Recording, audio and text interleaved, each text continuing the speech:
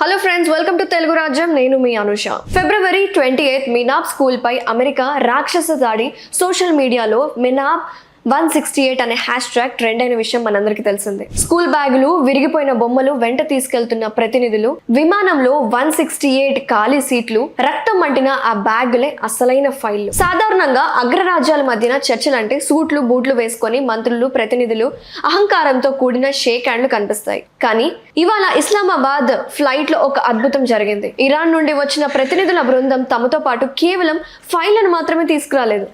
తమ దేశంపై జరిగిన రాక్షస దాడుల్లో ప్రాణాలు కోల్పోయిన చిన్నారి జ్ఞాపకాలను తీసుకొచ్చారు.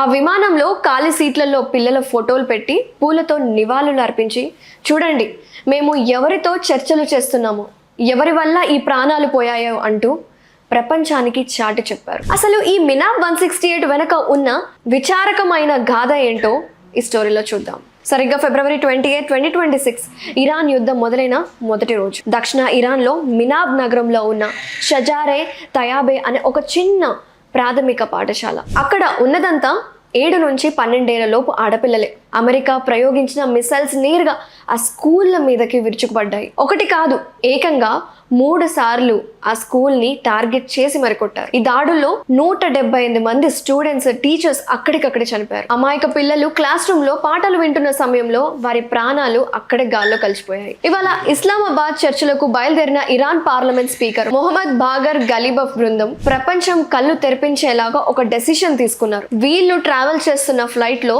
మొదటి సీట్స్ ని ఖాళీగా ఉంచారు. ఆ సీట్లలో చనిపోయిన పిల్లల ఫోటోలు, రక్తం అంటిన వారి స్కూల్ బ్యాగ్స్ ని ఉంచారు. ఈ ప్రయాణంలో నా సహచరులు వీరే అంటూ గలీబఫ్ సోషల్ మీడియాలో పెట్టిన పోస్ట్ ఇప్పుడు ప్రపంచవ్యాప్తంగా మినాబ్ 168 పేరుతో ట్రెండ్ అయిపోతుంది. చర్చల వేదిక వద్దకు అమెరికా ప్రతినిధులు జేడీ వాన్స్, జెరాడ్ కుష్నర్ అడుగు పెట్టాలంటే వారు తప్పనిసరిగా ఈ పిల్లల ఫోటోల ప్రదర్శన గుండగానే వెళ్ళాలి.